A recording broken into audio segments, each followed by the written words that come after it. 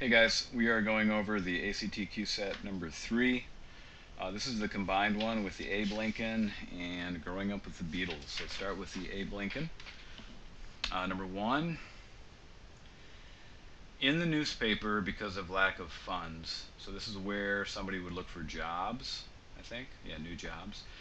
Those phrases are totally unnecessary. So number 1 is omit the underlined portion. Doesn't really help the paragraph. And you could stop the paragraph at the word jobs and it would be fine. So unnecessary words. Number 2, is a quotation appropriate for the passage? Yes, but they're always going to give you 2 yeses and 2 nos in that kind of a question. The first yes doesn't work because the word always is there, and that's always I'm going to go back on my own word here. That's almost always an indicator that that's a wrong answer. Always and never you want to avoid a multiple choice. And then J, yes, because Abraham Lincoln is an authority figure, often quoted because of the truth. Sure, that sounds good. So number 2 is J. Number 3, this is an agreement issue, and we've seen a lot of these categories, and this is our 3rd one, so you should start to see that the categories are being repeated. Like agreement is one that gets repeated. We've seen redundancy a number of times. So this one, we need something to agree with the independent pronoun someone. Someone is always singular. They is not singular. So it can't be A, it can't be C, it can't be D, because they all have they as a pronoun. He or she is a singular pronoun that agrees with someone. Number 3 is number 3 is B. Number 4, this questionable and dubious type of case can be easily seen as lacking merit. Okay, if the case lacks merit, then it is questionable and dubious. So we don't need those words. This is an omit the underlined portion again. So G for 4. Number 5, this sentence is weird. It doesn't seem to fit in the essay. We must all try to behave as adults as we wend our way through this troubled interval. Okay, the purpose of the essay is not to give advice or to moralize. So this sentence just doesn't fit. It should just be omitted. So there's another omit the underlined portion. Number 6, transition issue. They're just testing to see that you know that one idea is related to the other one in a certain way. In this case, it's a cause and effect type relationship. So because is the word that makes sense. Number 7, this one is punctuation. They're testing your knowledge of commas as used in items in a series. Pretty straightforward. So C for number 7. Number 8, this one's a little bit tricky. Even if the reason for the client's changing attorneys is a good one, you need that possessive there. It's a little bit complicated, but it needs to be a noun clause or a noun phrase. And if you have client changing attorneys, you end up with changing attorneys being an adjective modifying client. That messes it up. So logically it doesn't work. The problem is very few people talk that way. We're used to hearing it and saying it, the client changing attorneys.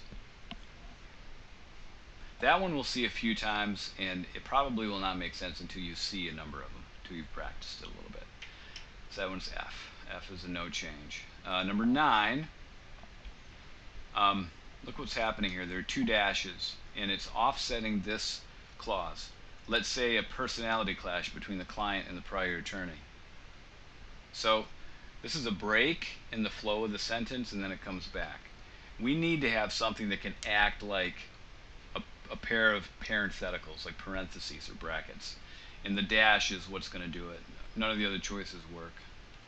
Dashes tend to work together, like in partnership with each other. So number 9 is A, no change. Number 10, this is a great example of a redundancy question. Look at these choices. A, we have full, adequate, enough. Those 3 words almost mean the exact same thing. G is full, adequate. H, full, adequate, complete. All of those have repeated ideas that are totally unnecessary. Only J narrows it down to 1. So full disclosure for number 10. 11, this is a style, tone, word choice type of an issue, but this term caddish which shows up in A, and B doesn't work. Caddish is sort of an old-fashioned term that doesn't fit the essay. C, been guilty of wrongful behavior, that sounds good. If we omit the underlined portion for D, it ruins the sentence. It ends up being not a complete sentence. So C for 11. Number 12. If you can hear me, my microphone was kind of flipped up. Sorry, turn me down if I just suddenly got loud. Number 12, this is a punctuation issue. We need a comma there, not any stronger separation. So G for number 12. Okay, so that is Abe Lincoln. Let's go over to Growing Up with the Beatles. Number 1, this is a verb form issue. They're testing that you know that the past tense of lie, as in lie on the rug, is lay, not laid. So number 1 is correct. Or, wait, correct. No, it's not correct. It's C, it's lay. The past tense is lay. I know the answers, I think.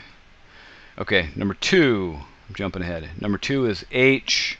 If you look at how it's worded, it says, children love the Beatles' early work, and those reasons are, and then a colon. What the colon does is it suggests those reasons are. So those words are unnecessary. That's why the colon is there. So H, with just the word work, and then a colon and nothing else, is the answer. Okay, number 3. I can remember that at a very young age, when I was just a child. Now, why would we need to say both those things? At a very young age, just a child means the same thing. So this needs to go. So D, omit the underlined portion. Number 4 is a tone issue. The writer wants to add a topic sentence. So we need a topic sentence that works for the paragraph, and it's got to fit the tone of the essay. I think there are other sentences that work. There are a couple of sentences that work as a topic sentence, like H works as a not very good topic sentence, but it does technically work. J would sort of fit, and F also. G is too vague. That doesn't work at all as a topic sentence. But the tone only fits F. So F does both those jobs. So 4 is F. Number 5. We need the word but in there because it's contrasting ideas. We have that sort of turn in the logic. So you got to include the but. So 5 is B. Number 6. This is a subject-verb agreement. We need the verb that's going to agree with the plural groups, which is J, make. Number 7. This one throws a lot of my kids when we do this because the correct answer looks like it's wrong because it looks like a fragment or an incomplete sentence. The correct answer is A, no change, not the Beatles, period. And they'd be right, that's not a sentence, it's not a complete sentence, but a fragment used sparingly in an essay that sort of is appropriate for the tone is okay. You can use fragments every once in a while. You probably read fiction where the writer effectively uses fragments. You can't have every sentence be an incomplete sentence, but occasionally where the meaning is clear, it's fine. Okay, number 8. We need the relationship again between the ideas, and this is another cause and effect. So 8 is J, because makes the most sense. Number 9. I'm going to explain for the first time, I'll do this real quick, what a dangling modifier is. But you're going to see a dangling modifier question on your ACT test. And we'll go over these in some depth in the next week or two. I forget when exactly we hit it. Here's how it works. Look at the second line in paragraph 4, beginning with the word representing. Representing a giant musical leap forward, comma. That phrase right there is an adjective phrase. And when you have an adjective phrase at the front, that just means it's going to describe someone or something. But the someone or the something that it describes has to come right after the comma after forward. So it needs to come right after the word forward. But what do we have there now? We have Eastern mysticism. Okay, Eastern mysticism does not represent a giant musical leap forward. If we keep reading the sentence, there's an album title called Sgt. Pepper's Lonely Hearts Club Band. That is what represents the giant musical leap forward. So that needs to be in that spot where Eastern mysticism is now. So in this case, this is very easy to figure out because the underlined portion is that spot So we just look down the choices. In which one has Sgt. Pepper's Lonely Hearts Club Band as the first words? C.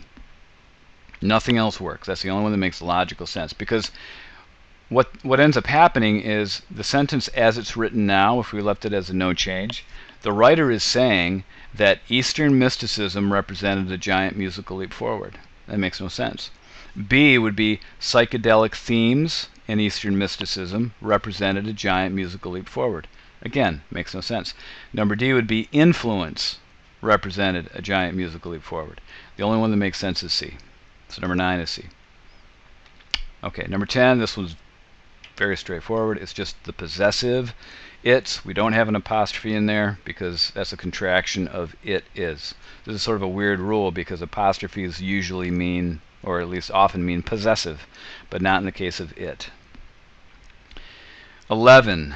This is a punctuation issue also. If you look at right before the selected part, and, comma, most of all, exhilarating. Most of all is parenthetical, and the way I read it, maybe you could hear it. It's sort of like inserted in there. The music on the Beatles' later albums is challenging, inventive, and, most of all, exhilarating. So we want commas on both sides of most of all. So that's B. 11's B. 12 is a vocab question. This is basically the way you're going to get a vocab issue or vocab question on the ACT. It doesn't come right out and say what do these words mean, but in this case, the author's tone in the first sentence, I almost envied my young cousin as I watched him color and sing. The tone there is best represented by the word wistful, J. So they're testing your knowledge of, one, being able to identify tone, but more importantly here, your knowledge of the words cynical and wistful. Everybody probably knows angry and miserable, but cynical and wistful are the two choices they're narrowing it down to. Okay, that's it. We'll see you next time for ACT QSET number 4 in a few days. Bye-bye.